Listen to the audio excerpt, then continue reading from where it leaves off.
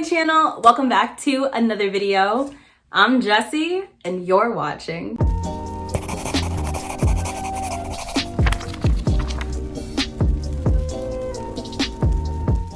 Oh my freaking gosh, y'all. This video is one that I've been wanting to make for a while. This video is going to be 7. Wait, that was 5. I can count, I graduated from college. Okay, 7 Black Girl Magic books on my TBR. Now, for those of you who are not familiar with my Black Girl Magic series, that is a vlogging series that I started on my channel 2 years ago, I believe. I critically analyze, read, and review the way that Black girls are represented in the science fiction and fantasy genres by Black authors. We have all these amazing Black women in science fiction and fantasy books coming out. But it's important to have own voices reviewers reading those books and analyzing the trends, the themes, the representation of Blackness, the representation of Black beauty and femalehood and sisterhood and all of those things to make sure that the representation is healthy. And so that's basically what the series is about. I also started it because I was very, very sick, fed up, and frustrated with non-Black reviewers reading very important and fantastic books that center Black girls in the science fiction and fantasy genre, but then going on to review those books with absolutely no cultural competence. So a lot of times you have non-Black reviewers reviewing books in the science fiction and fantasy genre ignorantly, missing important themes and trends and tropes, missing very important messages in these texts that they simply don't pick up on because they do not have Black heritage. And that was the other reason why I started this series, was because I was really tired of people giving these books 3 stars, 2 stars, 1 stars, or outright DNFing them simply because they didn't understand the cultural and the racial elements that are being depicted in the story, didn't understand the social commentary, the writing style. A lot of times these books are told in the oral tradition, which is part of the legacy of West African storytelling, Caribbean storytelling, Black storytelling overall. But to a lot of non-Black reviewers, the oral tradition can look like telling and not showing. It can look like overly simplistic writing, things like that. And so for all of those reasons and more, I really wanted to start this series. I also really wanted to start this series so that I could make sure that I was reading books that centered Black girls in the science fiction and fantasy genre, because when I was growing up, these books were not a thing. I did not have access to these stories. And when I saw them coming out and not only getting unfairly reviewed by non-Black reviewers, but also just me being curious about these books, that's what started this series. These are my favorite videos to put out on my channel. I have read some amazing Black Girl Magic books. And if you want to see me do a Black Girl Magic book recommendations video where I talk about my favorites of the Black Girl Magic books that I have read, let me know in the comment section down below and I can potentially make that happen this year. I will leave a playlist of all of my Black Girl Magic vlogs in the description box down below so you can check it out if you haven't seen this series yet and would like to. And without further ado, I'm going to jump in by talking about the 7 Black Girl Magic books on my TBR in 2021. Now, these are not new releases. These are books that I have had on my shelves that I really want to get to, and I'm very, very excited. First up, we have Slay, which is a collection of stories in the horror noir genre. This is stories of vampires that center Black people. I know that the protagonists of these stories are Black. I don't know that it specifically focuses on Black girls and women, but the settings of these stories sound absolutely phenomenal. Black protagonists take center stage as vampires, hunters, and heroes, from immortal African deities to resistance fighters, matriarchal vampire broods to monster hunting fathers, coming of age stories to end of life stories. Slay is a groundbreaking Afrocentric vampire anthology celebrating the rich cultural heritage of the African diaspora. I cannot wait to read this book. It is almost 400 pages long, so I am so excited to dig into it. I have not seen any hype for this on BookTube. To my knowledge, this was a self-published work. I love reading self-published books. I think that self-publishing is so important. There are so many barriers and challenges to getting published by one of the traditional publishing houses, and a lot of BIPOC authors end up going the self-publishing route in particular because they are unable to navigate those hurdles, and I really want to make sure that I'm supporting their works. So yes, I cannot wait for this one. The next book that I have here is called Given by Nandi Taylor, and this is a Black Girl Magic story featuring dragons. You heard me. Black girl magic, but make it dragons. I cannot wait. I'm excited to go into this story because it'll be my first of the Wattpad books that they've published, and I'm really excited about that. As a princess of the Moonrise Isles and one of its fiercest warriors,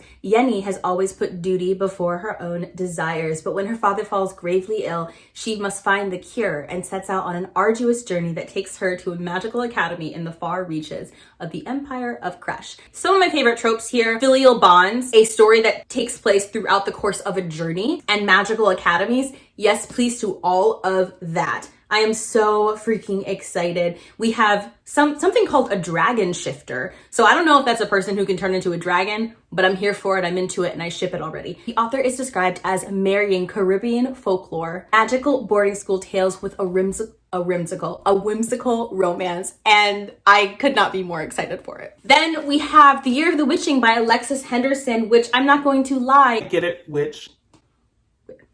I'm not going to lie, I have not seen great reviews for this. I have not seen any rave reviews for this, but I'm excited to give it a go. Anything black and witches and historical is a yes please from me. This is described as a feminist fantasy debut where a young woman who is growing up in a puritanical society realizes that she possesses incredible power. Loosely, the synopsis is described as Emmanuelle, our protagonist, ends up finding a journal from her mother who is now deceased, and she finds through this journal that her mother consorted with witches. As she unravels the secrets to the diary, the secrets to her mother's past, she realizes that she herself has fallen prey to darkness. She's learning the truth about the church and its grim histories, and I'm just really excited for this dark, witchy, spooky commentary on religion fantasy story. We have Rebel Sisters by Tochi Onyebuchi. I love Tochi so much. He is such an amazing person. I had the luxury of going to Penguin Teens game night and playing games with him, and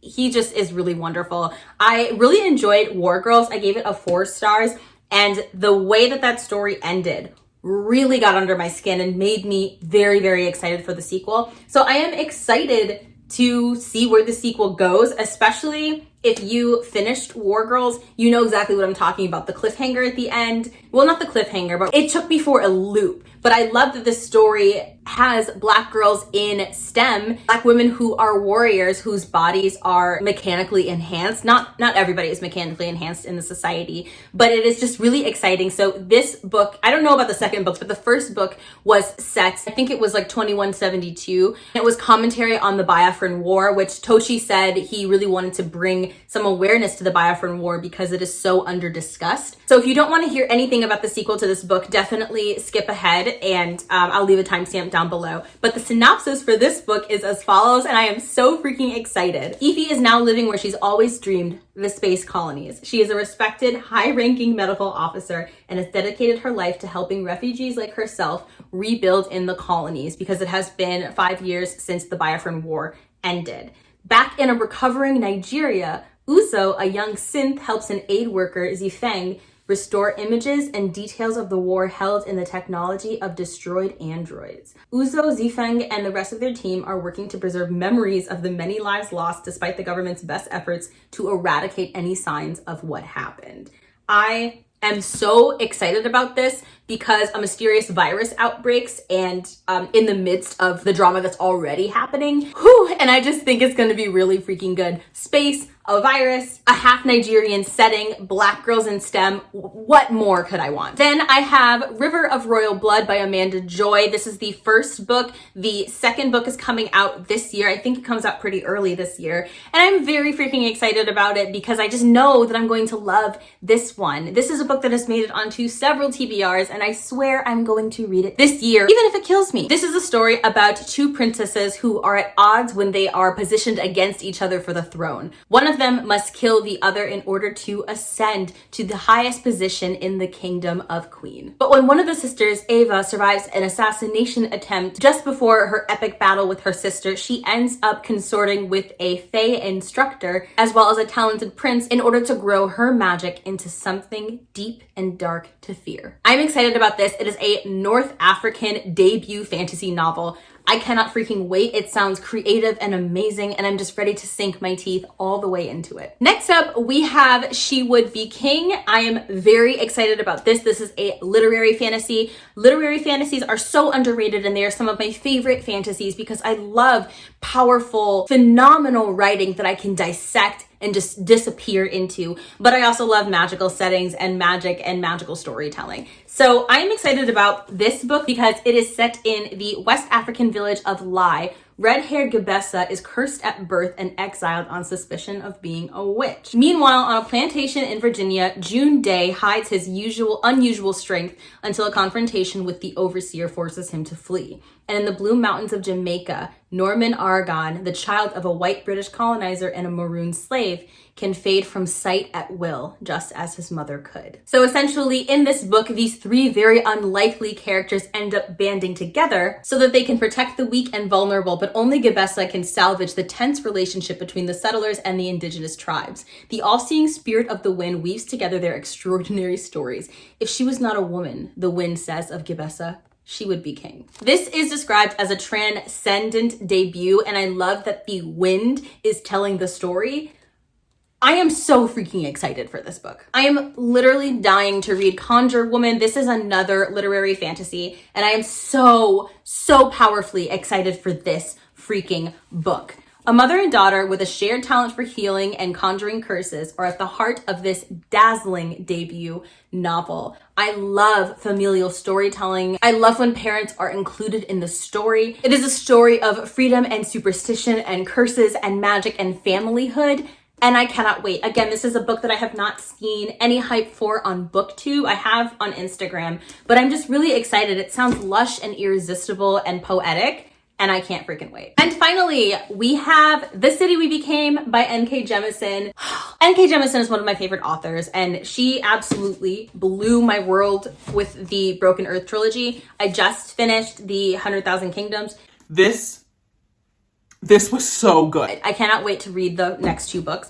And this is the start in a new series by her where the 5 boroughs, each of the 5 boroughs in New York City has a protector that has abilities that they can use to protect their particular borough. And this is a story about combating gentrification. It is about being critical of white supremacy. It is about history and culture and magic. And I cannot freaking wait. I started this book last year. I didn't get very far, but I really loved it. I loved that one of the protagonists that we were following was a gay Black man. He was cool and mysterious. I was excited to be following him on this journey. He was a street artist, which was super freaking cool.